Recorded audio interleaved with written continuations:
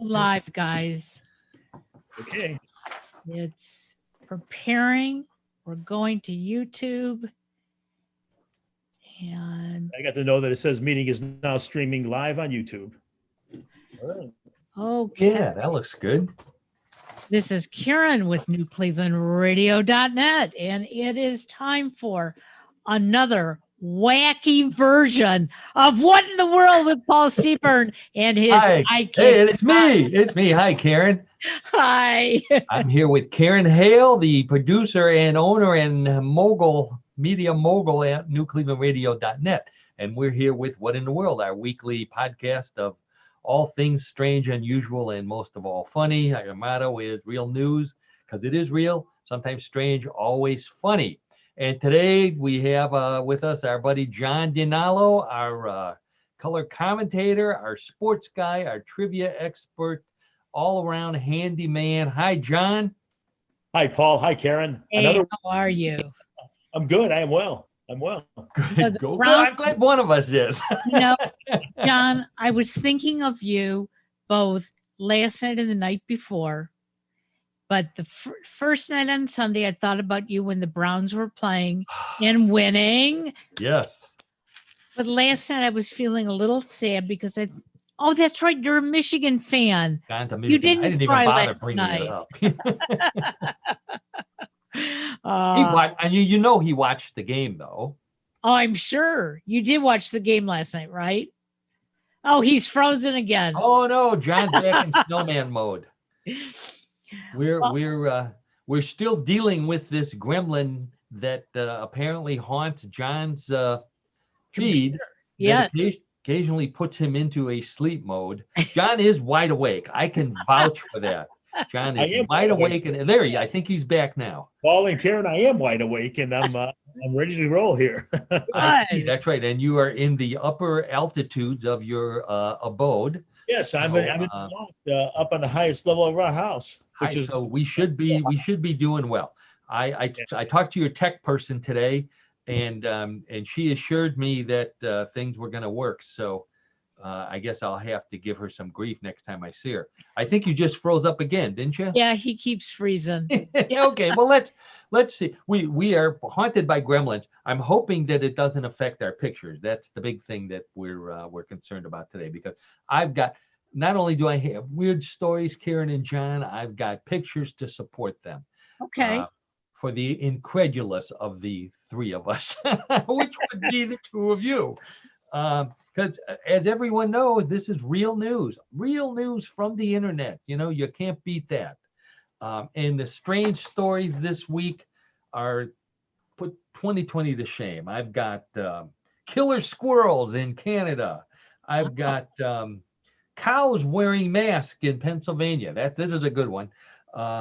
Baboons with accents from Germany. Can you imagine a baboon with a German accent? No, I can't. Absolutely. Well, we'll work on that imagination. And then I've got some things that you may have seen on the internet. For instance, I got new teeth put in today. The dwarf giraffes from Uganda. Those were on the news over the weekend. So if anybody didn't see them, I've got pictures of the dwarf giraffes. I've got prehistoric Play-Doh from Siberia. There's a jail for sale. This is from Facebook. I got a couple of great Facebook stories. A jail for sale attached to a house in Vermont, I believe that is. And I'm going to go right to my most popular story of the week. It came just a few days ago. I got more feedback on this than on most stories on Facebook. So if we're ready to go, we're ready. This one comes from Men's Health magazine. John, I know you're a big fan of Men's Health magazine. There's a lot of fitness stuff in there, for your daily workouts, and that massive weight room down there. You're push the big screen TV out of the way and get down there and pump the iron. And I don't know if it's that often, Paul, to be honest with you. Anyways, we won't pick on John anymore today because we want him to stick with us. Yeah, I'd like to be here. Sure. So Men's Health magazine says that one of the worst consequences of the coronavirus pandemic lockdown, is the return of the notorious man bun. Now, obviously neither John nor I have the wherewithal or the pursuitedness to have a man bun, but someone very famous does. And I'm just going to put his picture up here because this picture is worth 1,000 words. Let's see. Okay. Oh, that's the wrong. Let's try the next one. And there it is. Who could that be? It looks like my grandmother. Bubba. Yeah. No, I don't think so. Yep. John, you know who that is? Any guesses, John? Well, it's Paul McCartney. It is. No, that was no guess. Yeah, that's Sir Paul McCartney. It is a Paul sad, McCartney with a what a man sad bun. picture. You know, he's on vacation. Let's give him at least the benefit of the doubt. He is on vacation. Does he wear it well, Karen? No. I mean, every comment that I got on Facebook said basically the same thing. My idea was that maybe he's working on some secret new album that he's promoting with that hairstyle, something along the lines of maybe Band with a Bun. Which no one liked that pun. Band with a bun. So there we've got Sir Paul McCartney with a man bun. So of course I wanted to get some information on man bun. I'm going to get rid of that because I can't stand looking at it anymore. There we go. Okay. Yeah. So believe it or not, the man bun, the modern man bun has only been around for a little while, but the man bun itself has been around for centuries, and it began in China in 200 BC. And if you recall those terracotta soldiers that you see all the time when they dig up a tomb, they have man buns. They have those things on the top of their head. It was a hairstyle from the Ming Dynasty, and it lasted until the end of the Ming Dynasty, which was 1644 AD. So it lasted like 1,500 years, 1,600 years, and then it was replaced by the Q hairstyle. So I'm reading Wikipedia, which is my go-to place, my source. And what the heck is the Q? Now it's not Q as in CUE, because that would be John and I in another 10 years. This is a different kind of Q. So let's see if I can find this particular Q. Okay. Let's go back here and share. So here's what this Q looks like. Now, that's a recognizable Chinese hairstyle. Oh, yes, it is. Yeah, better than the man bun, I guess, although you have to shave up here and then grow it extremely long back here. Really? And braid it. Now, I know I've seen, John, have you seen people with hairstyles like this? Some rock stars, maybe? Oh, yeah, exactly. Yeah. Yeah, it's a fairly popular style. Yeah, agreed. Yeah. So in the man bun itself is a macho thing. If you follow sumo wrestling, the man bun is a popular hairstyle among sumo wrestlers. And I mean, I'm not going to argue with a sumo wrestler, John. No, I'm not argue with a sumo wrestler. I wouldn't do that either, Paul. No, not at all. So it gravitated from Asia over to the West and made it to Rome. Actually, the Romans hated it. So the Romans would attribute the man bun to their enemies, the Goths, the Vandals, the Lombards, the people that the Romans hated. And so then we go to the modern. Let's get rid of that there. We go to the modern man bun, which is only about 10 years old. And some people say David Beckham, the soccer player, was responsible for it, married to Mrs. Beckham, one of the Spice Girls. I can't remember them. Yeah, Mrs. Spice. I don't know. Other people say that the New York Times did an article about styles in 2012, and they coined the man bun style. I don't know. All I know is even when I had the ability to grow my hair that long, I don't think I would wear a man bun. I don't think it's such a very good look. John, no, it's not. Certainly not on the two of us handsome guys. Would Karen, if your husband Rich came home in a man bun, what would you think? I would throw him out. No scissors, none of that kind of just stuff. You goodbye. Just attack him. Oh. Okay, so this story just went up yesterday, and I loved the pictures of it and just the whole idea. So this comes from Vermont, and it comes from a real estate listing. And for the incredibly low price of only $149, which $149,000, I'm sorry, $149,000, very reasonable price for a home. You can get a 2,190 square foot, 4-bedroom, 2-bath house in Vermont. And nice house, I'll show you the pictures of it, that comes, get ready for this, John, with its own 7-cell jail. How about that? I asked you on Facebook, who needs a jail? You did. That's right. You did. And I said, tune into What in the World. Right. Because I knew I was going to be talking about it and I would explain it to you. So the realtor, in realtor speak, this is a fixer-upper and a locker-upper. But the reason why they have, and let's see, while I'm talking about this, let's bring it up and take a look at this wonderful. So let's look at the house first, so you can see what we're talking about here. So there's the house. That's the house from the back. It looks better from the front, but this is a good view of the jail. The house is on the right, and obviously the jail is on the left. Built in 1878, and it was built as a home for the Essex County jailer. And because they didn't have a jail, they said, "Hey, would you mind having it attached to the back of the house?" And he must have said, "Well, for the incredibly low price of $149,000 or whatever it was worth back then," he said, "Sure, no problem."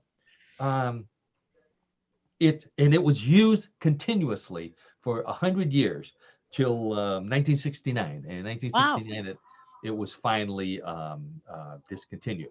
Now inside, it's a pretty nice. Well, let's see if I got what do I have here? I have the jail cell though. So there's the cells.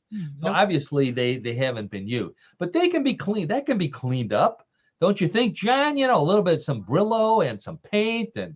Yeah, but it's still a jail. I mean, how do you think about that? It's still a jail. Seems to me. Now, my Facebook friends, a lot of them, they came up with ideas. Our buddy Don, the Bigfoot guy down in Florida, said it would make a great kennel, which it would. Although I wouldn't want to have dogs locked up. People maybe, but dogs locked up in cells like that, I don't know. Somebody else, my neighbor Ben, said a bed and breakfast. I don't know if you. I've stayed. You want to sleep in a jail? Well, I've stayed in some hotels in Europe where you just got a room and the bathroom was down the hall. Little more privacy than this, and then someone suggested. It would be great if you have kids. It'd be super timeout. You don't just put them on the couch or in their room. You lock them up in the back room. And hopefully, remember they're still there. So, Paul, I think this is a unique thing because I don't think I've ever heard of or seen a house that has a jail connected to it. This is the first. There you go. $149,000, John. You could afford that. No, not for that. Not for that. Not for those. Like a little summer cabin in Vermont. Go up there and and I lost it at that point. I don't know what you would do. You're right. It is a bad investment. Oh wait, I think. But wait. Okay, maybe this will convince you. Look at the inside. Now that's a pretty nice house. That's a House quaint does. setting right there. That's very quaint. Yes. Yeah, yeah. All I didn't want to, I didn't want to turn this into a real estate. Hey, where's Aunt So- B? What's that? Yeah, Aunt Aunt B. B. Yeah, where's the pie on the shelf? Yeah. yeah, sure. What this needs, to make this a typical what in the world story, this needs a picture of Bigfoot in it, Yeah. helping to sell the house. Vermont, by the way, is a pretty good Bigfoot territory with all the woods and things like that. So maybe maybe Bigfoot would like living in there. Probably not. I don't know. Probably not. Okay, let's see what we got here. So so now I should have left that up because I think I have another picture coming right up.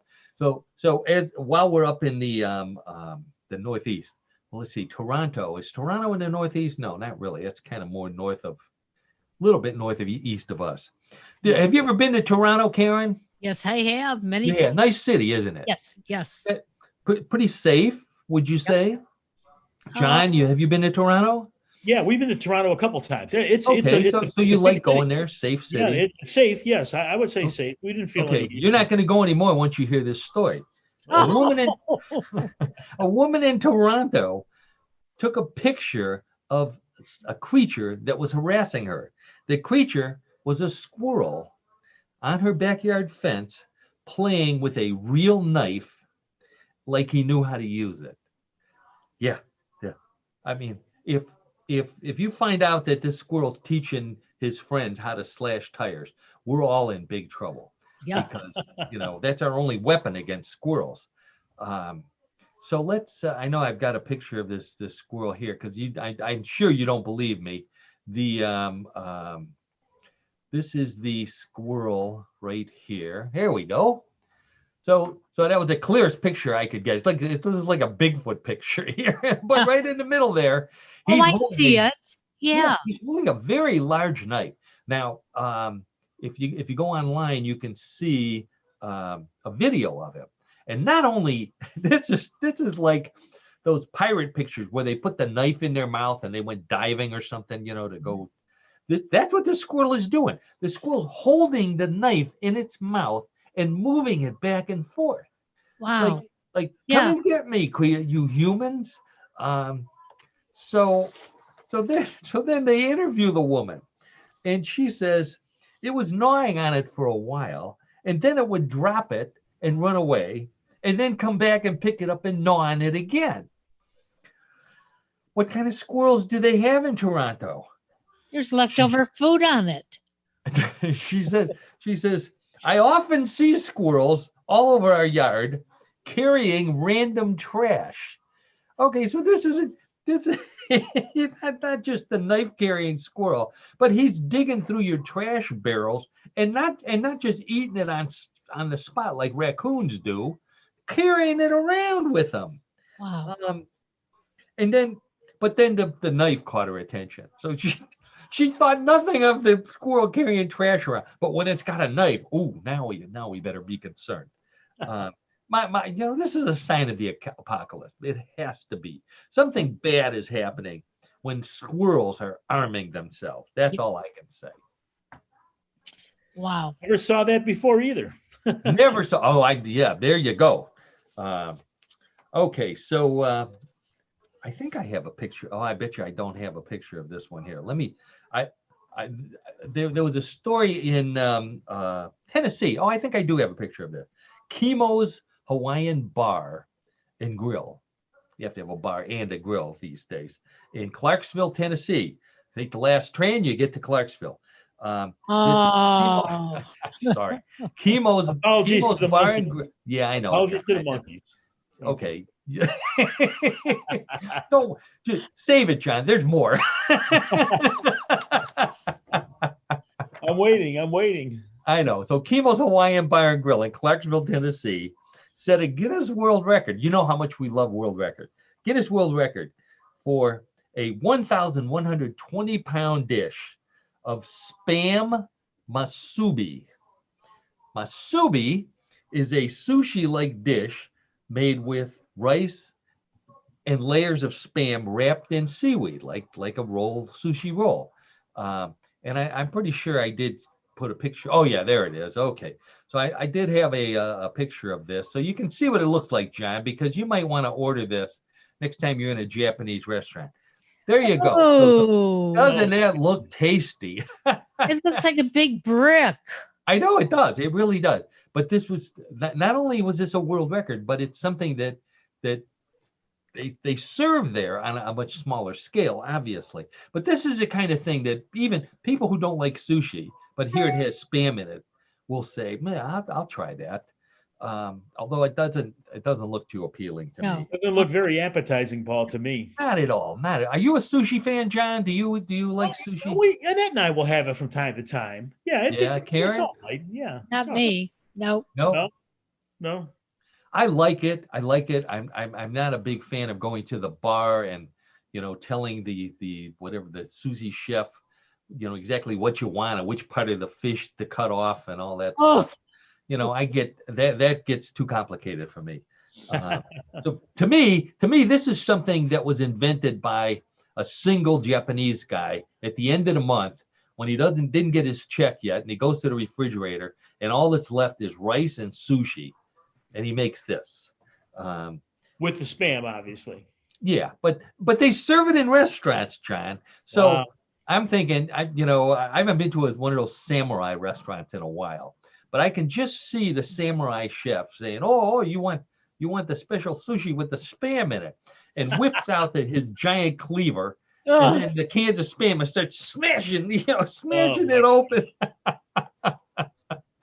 Spam flying everywhere. You pay for the entertainment when you go to those places, right? Yes, you do. Yes, I agree. Wow. So now, so this will come in handy for let's. We don't want to have to look at that anymore. So this will come in handy in Cleveland. The construction industry is trying to build better concrete for a lot of reasons. And John, your ancestors, the Romans, were masters at concrete. He is Italian, isn't he, Karen? Yes, I am. Yes, I am. I didn't say that. I'm a little worried. Did I say something wrong? No. I offended John. That's hard to do. And I try, don't I, John? Yes, you do, Paul. Yes, you do every week. So this Lancaster University in the UK is researching new ways to make concrete that last as long as the Roman concrete did. They have buildings built 2,000 years ago that are still standing and still look fairly decent. The Colosseum. So they're you make concrete out of cement and a binder. So and I forget what the usual binder is, but they're trying to find something else that works better. So they're grinding up carrots and they're making concrete out of carrots and cement. Now, if that gives the cement better vision, so it can see when the potholes get too big. Oh my gosh. Then I think that's a good idea. Put a little gizmo in there to have them call the city services and fill my hole. Other than that, I think this is a terrible idea. The carrots, you're going to see rabbits licking the road as they go across the street. I would have never thought that would have been done, Paul. I would. Right. How do you come up with the idea to, and you're looking at a pile of cement. What does this need? Carrots. Who thinks like that? Italians. That's who. The Romans. Hey, watch that. Oh, actually, this came from England, so you don't get the blame for this one, John. All right, good. Okay, so time to pick on my nationality, which half of my ethnicity is Slovak, and I've mentioned this before that my mom was a proud Slovak, and she never hesitated to point out when there was a Slovak person in the news. So this year, and I remember her telling me this story. I always wonder how she heard about it. This was the 100th anniversary of the invention of the word robot. And it was invented by a Czech playwright, Karel Čapek was his name. And he wrote a play, believe it or not, in 1921 called RUR, the letters RUR, Rossum's Universal Robots. Now, I don't know what the play was about, but it was good enough that in 1922 it premiered on Broadway of all places. Wow. Yeah, with a cast. Get a load of this cast of people playing robots: Spencer Tracy and Pat O'Brien. Now Wow. these guys are, Really? yeah, Yeah. these are big shots. Yeah, they're playing robots in this Czech movie, a Czech play, but and no one even knows what a robot is at that time. Fortunately, it never hurt their careers. They were never typecast as robots. But Spencer Tracy. Now, I had to look up Spencer Tracy because I was trying to remember what movie. John, you're the movie buff, or Karen, what movies can you remember that Spencer Tracy was in? Father of the Bride. There you go. Yeah. John, how about you? Yeah, I He can't come up with he one. won consecutive Oscars for two very famous movies: Captain's Courageous and Boys Town. Oh, yeah. Okay. Yeah. Huge. Everybody remembers Boys Town. He played Father Flanagan. Yep. And we always used to hear about that in Catholic school. Oh yeah, Father Flanagan. He formed Boys Town, took care of orphan boys, and one of the boys was played by Mickey Rooney. So this, believe it or not, that everybody said that this was a true story. It's mostly fictional, but there was actually a Father Flanagan and a real place called Boys Town in Nebraska, outside of Omaha. But the thing that I didn't know oh, there goes the phone here. The thing that I didn't know was the actual Boys Town in Nebraska adopted a logo, which was a sculpture of a boy carrying a younger boy on his back, and underneath the caption read, "He ain't heavy, Father. He's my brother." Really? Does that sound familiar? Yeah. It does. Okay, Karen, I'll pick on you first. What song is that from? No, I can't think of the name of the song though. Well, I bet John knows the song, but I'm going to ask John who the band was. That's the harder question. The song was "He Ain't Heavy, He's My Brother." okay. John, do you remember the band that did that song? Yes, I do. It's the English band, the Hollies. The Hollies, that's right. And their lead singer and founder was, Ooh, you got me on this one. He left that band and went on to form a super group, which performed at Woodstock. First public performance was at Woodstock. And his name is in the band's name. That's It's Spencer Davis. and he's the at the end. Oh, but how can you not get it with a hint like that? Come on. I'm sorry, Paul. I'm lost on this John, one. I stumped John. All right. This was Graham Nash. Graham Nash was the founder and lead singer okay. All right. Okay. of the Hollies. I remember that now. But yeah. Crosby, Stills, and Nash. Nash. There we go. He and Heavy, He's My Brother was based on they think a true story of a boy who was seen carrying his crippled brother back in the early 1900s, and a priest came up to him and asked him, why are you doing that? And can I help you? And the boy said, "He ain't heavy, he's my brother, Father." And that became, Father Flanagan heard that story and he said, "Oh my God, that's the perfect slogan for Boys Town." Yep. Now, Pat O'Brien. Okay, I left out Pat O'Brien. Yep. Pat O'Brien did even more movies than Spencer Tracy did. His problem was he never co-starred with Katharine Hepburn, who helped, Spencer Tracy when Spencer Tracy started having some problems. Being in her movies really kept him going for a long time. John, Mr. Sports Guy, what's the most famous sports movie that Pat O'Brien was the star of? I'm going to say The Bells of St. Mary's. Bells? Is that a sports movie? Well, it centers around Notre Dame, I thought, if I'm not Oh, you're on the right track. You got the right school, just the wrong movie. Okay, what's the movie? Newt Rockney, All-American. Oh, okay, gotcha. Okay. Pat O'Brien played Newt Rockney, who played the Gimp. Very famous person. Ronald Reagan. Ronald Reagan. That's right. That was a 1940 movie, There you Pat go. O'Brien movie. There it is. He also played, I love this one, Angels with Dirty Faces. This was his first movie with James Cagney. And both of them were young Irish actors, and they went on to be lifelong friends and starred in a number of movies together. Co-stars in the movie was a group by the name of the Dead End Kids.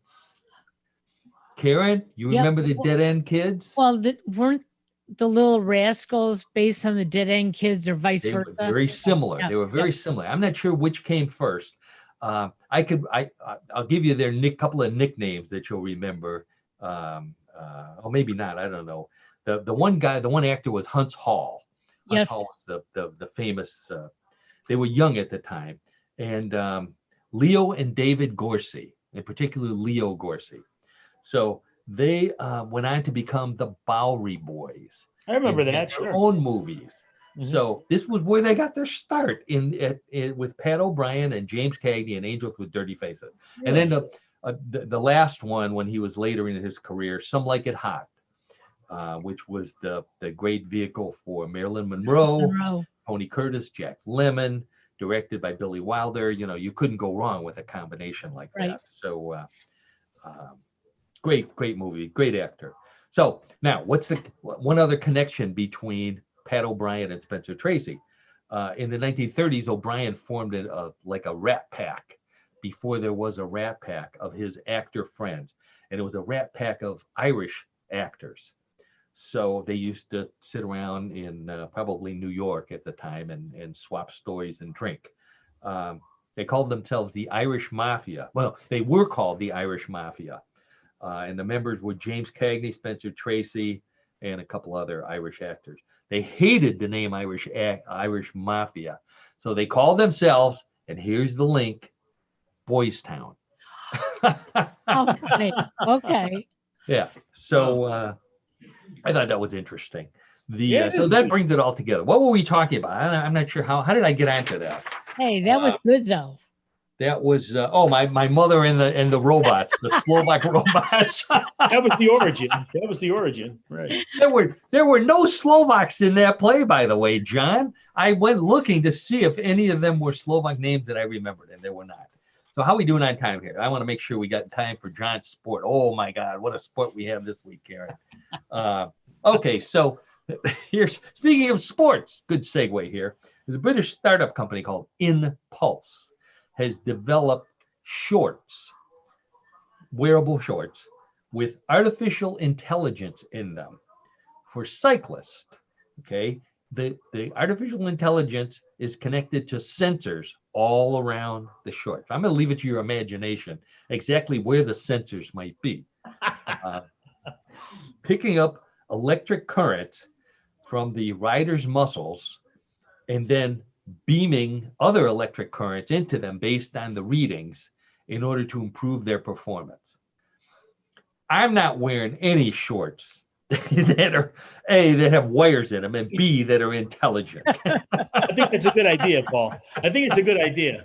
Yeah, because you can imagine, John, the first thing an intelligent pair of shorts is going to do is call Alexa and say, okay, order this guy some new shorts for one thing.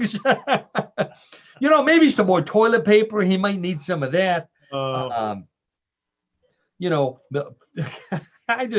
don't want to have anything to do with shorts with electronics. And then what do shorts do? They short out, which is the short out. Yeah. So I wanted to get to this. I wanted to get to this story in case you hadn't seen it about the dwarf giraffes. What a cute, wonderful story. This comes out of Uganda. And there were two different distinct discoveries of dwarf giraffes, one in Uganda and the other in Namibia, which is away from Uganda. One was discovered in 2015, one in 2018, and they kept it quiet until recently when one of the guys who discovered them did a paper on the disease that made them dwarfs, which is called skeletal something or other, skeletal dysplasia. very rare in the wild, more common in zoos where they have a lot of inbreeding. So I want to show you this picture if you hadn't seen it yet, because they really are something to behold here. Get back here and bring it up for you. So there's a real size giraffe on the left and the dwarf giraffe on the right. You can see obviously the size difference. That particular one is probably half the size. Right. They're proportionately, the neck is proportionate to the larger normal giraffe. It's the legs that are shorter. So they've described it as like a normal giraffe placed on horse's legs, and they're very stubby. There's a couple of better pictures of them, but I wanted to have the two of them together, where you can see how short and stubby those legs are. That's something. Wow. So they're both out in the wild. So they disappeared for a while, and then they showed up again. So they continue to study them. But the thing I found interesting, both of the dwarves that they found were male giraffes, and they never saw any others. So, but they're, as far as they know, they're fully capable of having offspring. The problem is, and you can just imagine by looking at this picture, this poor male giraffe on the right approaching a female giraffe. Ain't gonna work. Size of the one on the left. Now, I have, as I always say, I have friends who would pay to see that happen. I'm afraid it doesn't, though. I'm afraid that's just impossible. So, speaking of animals, I've got I'll leave that one up for a little while because they're so cute. The India, well known for its cows and its reverence of the bovine species. So what the leaders in India are finding is that children don't have that same curiosity about cows that they did when they were growing up. So they've ordered a nationwide test, an exam for children that they have to study for it to answer questions about the cows of India. And in particular, to make it worthwhile, the questions will be about products that you can make from cow dung and cow urine. No. Now I know that's something that keeps John and I up at night. Boy, is that gross. Boy, That's but gross. I got all this cow dung in the backyard. What am I going to do with it? It's a multiple choice test. None of the above is an answer, but ooh is not an answer, Karen. So you would fail. But the one I liked was this was out of the UK, where they're also studying cows, but they're focusing on dairy cows, and they've developed a solar-powered burp catching mask for cows that they say will neutralize the methane in cow burps, which apparently is almost as bad as the methane in cow farts. But they decided it was easier to work on the other end, the mouth end of the cow, with a mask that catches the burp and neutralizes it. So I, for one, wish that this was available at Christmas, because I have a couple people I would have got it for. Oh boy! But I'll tell you, it is fairly stylish. Let's see if I can. Oh, I think I can just move on. There it is. Aww. Now that's kind of a cute thing. You could see they put little arrows in there, so you don't need to use your imagination. Yeah. It shows how the air goes from the burp to the solar-powered burp sucker. Better than those N95 masks, isn't it? I wonder if it protects the cows against coronavirus. That would be a good question right there. I don't know. I don't know, Paul. What would they come up with? Don't know and don't wonder about it either, do you? The one more on cows. Oh no, I'm going to go to Play-Doh. So because I want to get to John here. So you know, you walked into a, I'm going to get rid of that cow there too. No, I don't mean I'm getting rid of your cow. I mean, I'm just, there we go. Making you disappear. Just made him disappear. You were so Thank you. powerful. Yeah. So you've walked into a house where there's little kids when the first smell that hits you is the smell of Play-Doh, that unique Yep. Play-Doh odor. So it turns out that playing with dough and making shapes has been around for centuries, even from prehistoric times. And these researchers in Siberia found some figures that at first they thought were blobs, and then they looked at them again and they turned them a different way, and it turned out to be one looked like a bear, one looked like a mammoth, and one looked like a person. And they realized that these were things that kids made out of something. Now the chemical content was ivory, so they thought, well, they couldn't have carved it. What did they do? And they figured out that these ancient Siberians had a way of melting, of boiling ivory and getting it down to a gelatinous substance, and then giving it to their kids and saying, here, play with this, but don't eat it. And that's what they did. They made these little figurines. They understand the process, but this is what amazes them. They were pretty artistic, which they didn't think these people were that artistic. And somehow they needed to get phosphoric acid, which was the ingredient that they discovered later on. They don't know how they got phosphoric acid, but that was it. So they discovered these little Play-Doh figurines made out of ivory dough, I guess it would be called, in Siberia. So, but they kept referring to Play-Doh and Play-Doh and Play-Doh. So I said, I gotta refresh my memory on Play-Doh. Play-Doh was invented in the 1930s, not as a modeling clay.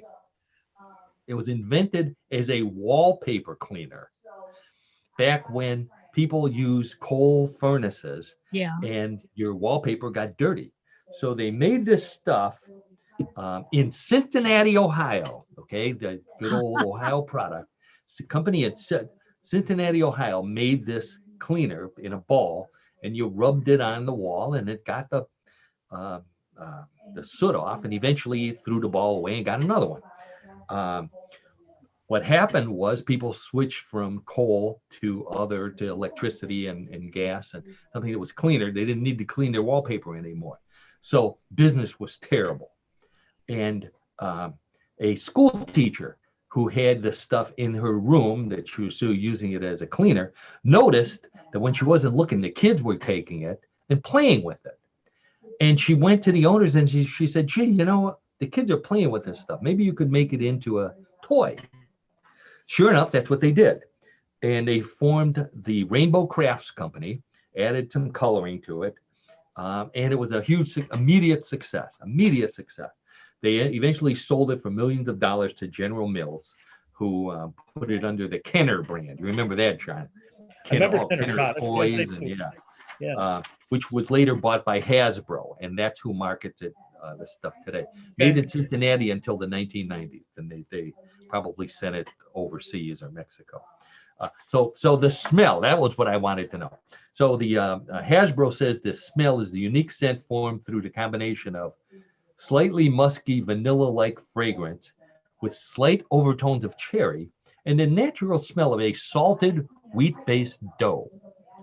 That's why they have to put on there, don't eat this stuff. Right.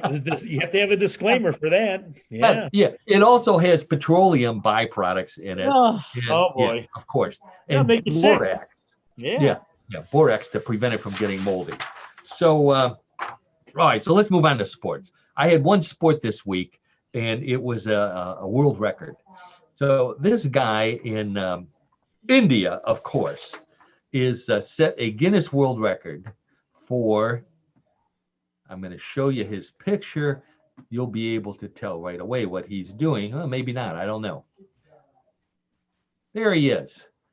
He is doing push-ups on 2 fingers. His index finger and his thumb. He did, in 1 minute, 85 push-ups on 4 fingers, 2 on each hand. 85 push-ups, 2-fingered push-ups. I can't drink a glass of water Sipping it 85 times in a minute. I can't pinch someone 85 times in a minute. I can't snap my fingers 85 times in a minute. This guy does 85 push-ups in a minute. That's the most unbelievable thing I've ever seen. And then I thought, oh, I bet it's not. And I called John and I said, hey, John, look at it. Can you beat this? And sure enough, here's John DiNallo to beat this guy. And I'm going to leave him up here because I got some pictures to go along with John's story. So go ahead, John. All right, Paul. Thank you very much. Yeah, so our sports topic today is push-ups. And push-ups being exercise and sport. Let me explain. There is not a man on earth, nor a woman for that matter, that has not been introduced to the context of push-ups before. You may gym class. Yeah. Now, so by definition, what is a push-up? A push-up, which is also known as a press-up in the United Kingdom, is a popular upper body exercise that involves the pectoral, deltoid, triceps, biceps, coracobrachiolis, and serratus anterior muscles. And it starts by positioning your body into a push-up position, also called the front leaning rest, in which you lay down horizontally with your face down towards the floor while your back and chest are perfectly straight. Arms are vertically straight as you are supporting your body with the help of your palms and toes, which are pressed down on the floor. Clean floor, hopefully. Yes. Now, this is sometimes called the perfect exercise because it exercises so many of those muscles. So many of those muscles, exactly right, Paul. Yeah. So the history of push-ups, okay, it is generally recognized that the creator of the modern day push-up is Jarek Revilla. He initiated the exercise in 1905, but there are also ancient writings that explain how the Roman Emperor Constantine had been doing an exercise very similar to today's push-up. Furthermore, there are additional writings about the Hindu push-ups or exercises known as Dand or Namaskar in India. The Hindu push-ups go back more than 1,000 years ago when the exercises were used by warriors of the time to shape their bodies in a certain way. Now, one warrior that used these exercises was the great Gama, a well-known Indian wrestler. And there he is. It is sad that he never lost a wrestling match in his life. Supposedly, he took part. He was wrestling for well over almost 50 years, by the way. Yes, right. Exactly right, Paul. Supposedly, he took part in over 5,000 individual matches. 5,000, that's unbelievable. Wow. And according to local lore, Gama was thought to have performed 4,000 push-ups and Hindu squats every day. That's 4,000? Yes, 4,000, Karen, believe it or not. Wow. How about that? Okay. Now, this is the Hindu push-up that John's referring to. And I have a picture. I actually have a GIF. We're going to try something new today. Let's see if this GIF actually works here. Oh, there you go. Look at. So, can you see that moving? Yeah. That's a Hindu push-up right there. Wow.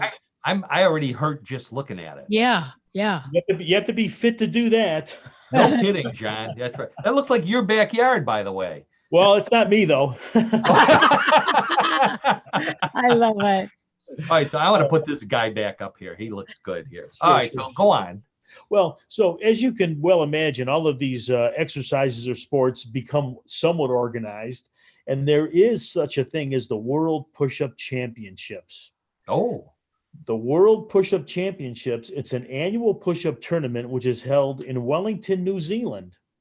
And the championships include separate competition for men and women. The inaugural World Push-Up Championships were held in the establishment bar at the Courtenay Place in Wellington, New Zealand on March 28, 2009.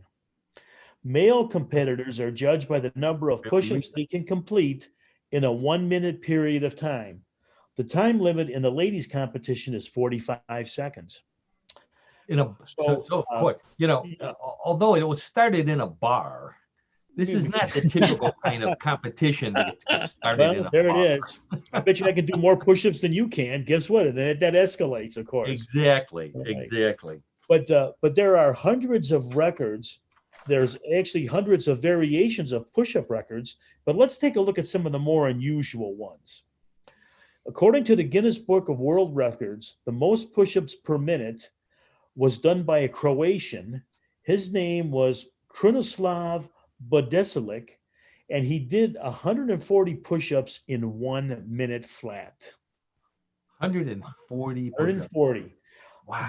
The Guinness Book of Records also lists the most push-ups in 1 hour as being 2,919 by Jared Young of Australia.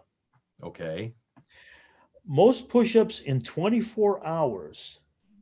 Charles Servicio of the US achieved 46,001 push-up in 24 hours.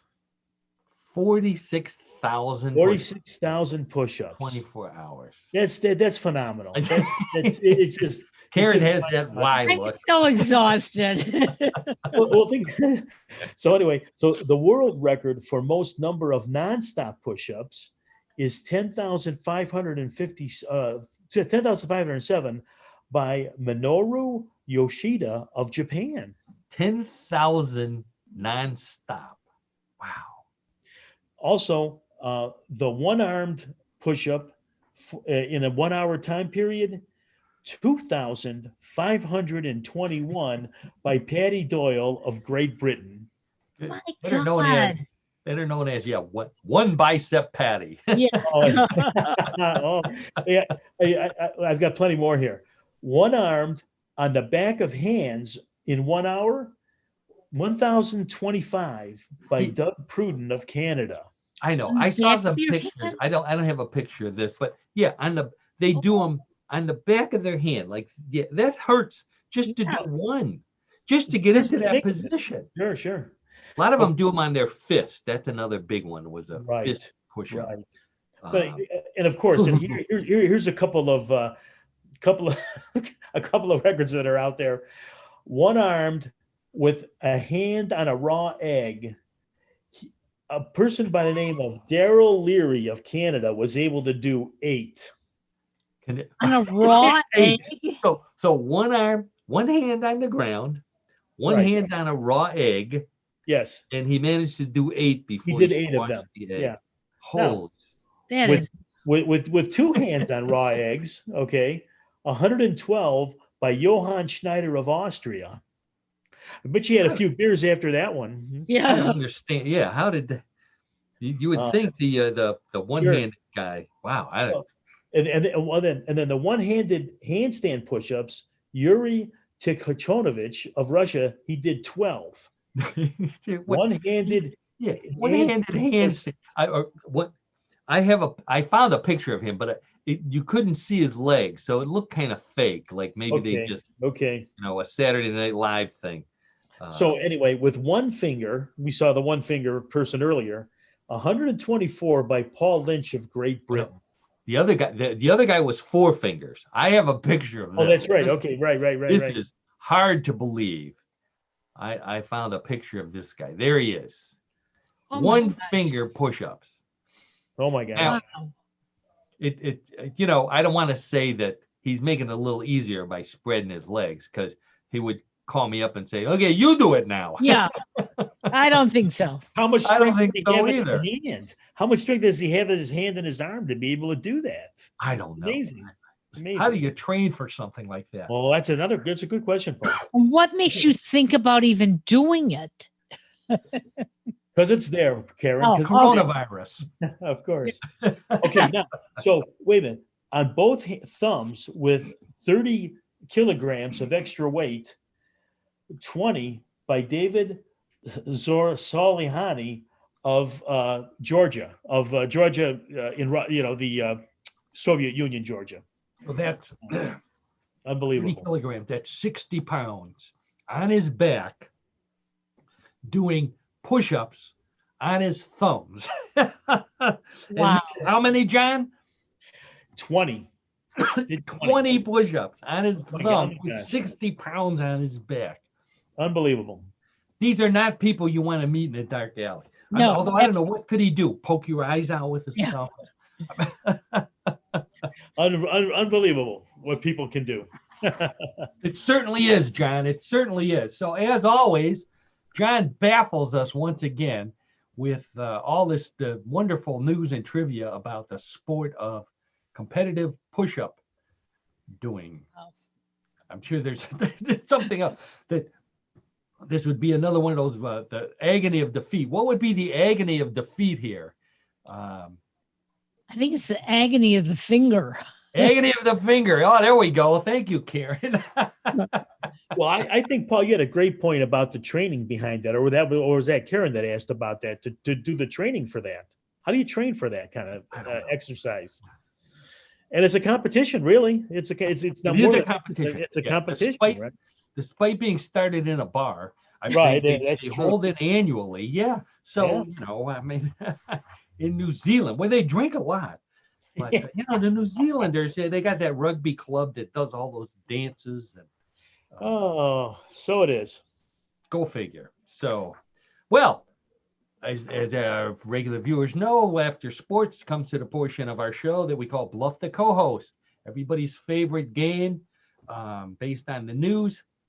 If you haven't played it before, I have 3 stories that may be real, may be bluffs, and it's up to Karen to determine which ones are real, which ones are bluffs. I believe Karen was the winner last week. No. No, you weren't? No, was it John the was winner John. last week? I think I had 2 correct, and I think Karen had 1 correct. Yes. Oh, okay. Oh, I apologize. Okay, well then, John, let's see if you can start a streak like the Browns did. Oh, that'd be 2, fantastic. That'd be 2 wins fantastic. against the Steelers. John gets 2 wins against Bluff the co-host. Let's find out. All right, hands on the buzzers. Story Okay. number 1. In what can only be described as a real-world TV commercial meets space travel, a small chocolate company in Australia attempted to set a record for being the first company to send chocolate into space by attaching a box of chocolate bars to a surplus weather balloon, along with a camera to record the event and a GPS device to verify the height. They released the balloon. Unfortunately, the balloon got caught in a crosswind and was sent 50 miles east instead of 50 miles up, where it then crashed, ironically, at a factory that makes peanut butter for the military.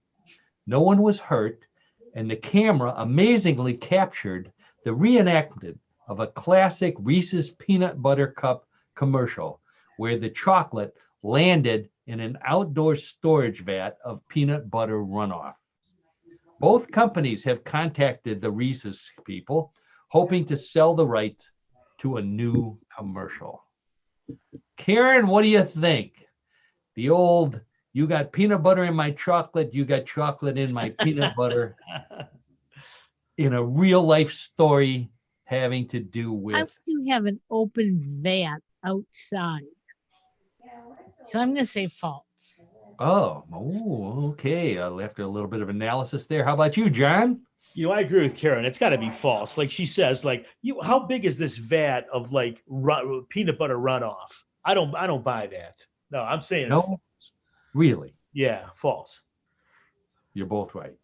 Oh, very good, Karen. Way to go. Good job, Karen. Good job. Okay, good. Very good. Very Too good. contrived. It would make a good commercial. Okay. That would make a good commercial, but it's too contrived, Paul, that story. Yeah. I grew up by a peanut butter factory in Detroit, Velveeta peanut butter. No kidding. You could smell it all the time, but there was no runoff. You couldn't go. Oh, yeah. And I didn't know you were a ringer, Karen. Oh, she had inside information. Yeah. Velveeta. Do they still make Velveeta peanut butter? I don't think so. Wasn't that the brand that used to mix jelly in it too? That were striped. Oh no, Smucker's does that. Smucker's made that. I've been to Smucker's down in Orville. Yeah.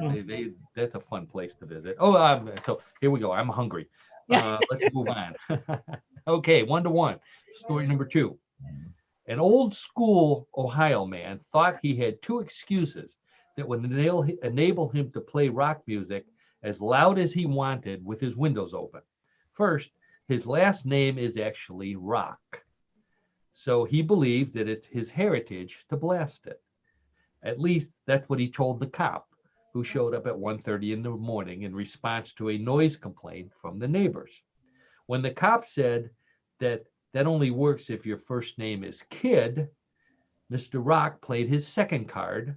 He told the cop that it was a Led Zeppelin album, and everybody knows you can't play Led Zeppelin quietly.